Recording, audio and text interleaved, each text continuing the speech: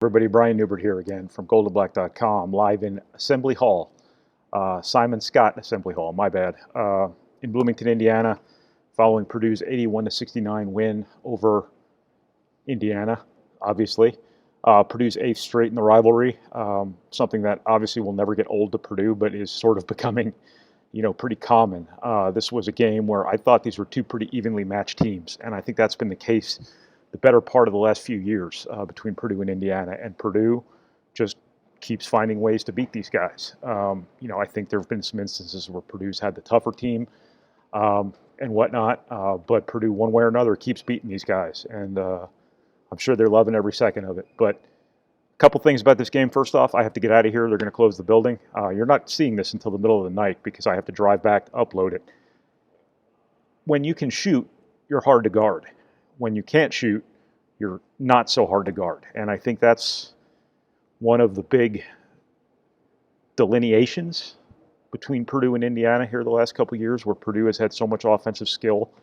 I think sometimes they can just consume you with three-pointers. And that's what happened in the first half. Purdue makes 7 of 9 to start the game. Who'd have predicted that, the way they were shooting in Big Ten play, especially on the road. And they have been shooting well. They've been in the low 30s since Big Ten play started, but they were 7 of 9 to start this game. Stefanovic and Brandon Newman go 2 for 2 right out of the gate. Eric Hunter gets back on track as a shooter. He was 3 for 4 for the game.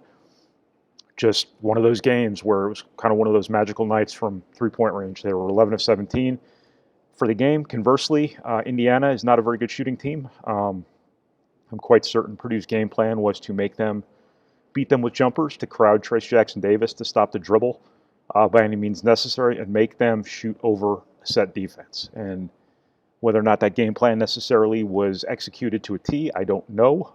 But Trace Jackson Davis still gets 25. But Indiana, obviously is not a great shooting team, and they weren't a great shooting team tonight for sure. I think they made 3 threes tonight. Had a couple wide open ones too, very late when Purdue was trying to let Indiana back in the game, missed them, and that's just kind of the story of not only this game, but really something that's held IU's program back, if you ask me. They just haven't had enough offensive skill. They've gotten some real studs. Trace Jackson Davis is a man-child. I mean, he's a phenomenal player.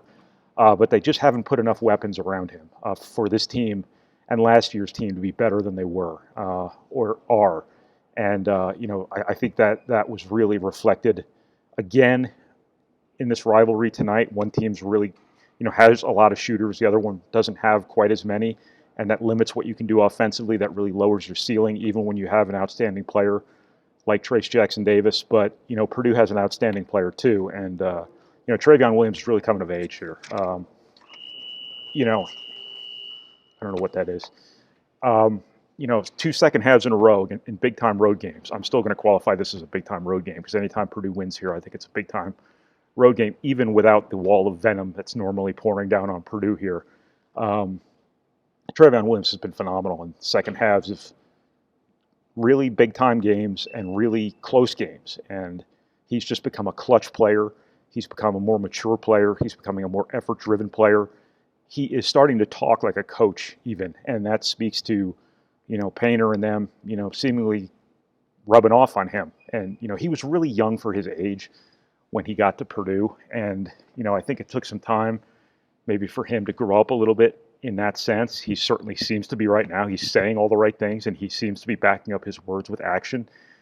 This was a really messed up summer for a lot of people, health-wise. And I've always it's been my suspicion. I have no data to back this up, but I've always thought it's probably tougher on bigger guys, than anything else to stay in shape when you can't do a whole lot. A lot of them actually got the virus, which can affect your conditioning. And it might have taken him a little bit of time, to get back in shape. He mentioned that, he's losing weight as the season goes on, and it's showing up. And Purdue just has a really big-time player in its hands right now in Travion Williams, and the way they shot the ball tonight in conjunction with the way Travion Williams is playing just makes Purdue a really formidable basketball team, I think. Defensively, I know Painter's not necessarily thrilled with how they played tonight when Jackson Davis gets 25 and he's the one guy you're really worried about. But, I think they really delivered when they had to, and they couldn't get stops early in the second half. I think the lights are going off. They couldn't get stops early in the second half, but when they absolutely had to have them, they got them all, and they got the rebounds, which is what kind of kept Indiana in the game early on. They got a couple putbacks and whatnot. But you just have to really give Purdue a lot of credit for, playing really well coming off that Michigan State game, because that was the most important part of it, recognizing that you won a game you weren't entitled to win. You didn't necessarily play well enough to win, and backing that up with a really strong performance. So this team's growing up. This team's getting better, and now they can actually get to play a home game. But, the messaging already began in the locker room after this one, that going back home doesn't mean you're guaranteed you're going to win. You have to be just as good at home than you were on the road. And but Purdue's sitting in a good spot here. If you told me 4-3 in the Big Ten after 7 games, and one of those wins wouldn't be at Nebraska or Nebraska at home, you'd take that in a heartbeat. So Purdue's in a great spot here. That's our wrap video following Purdue's 81-69 win at Indiana.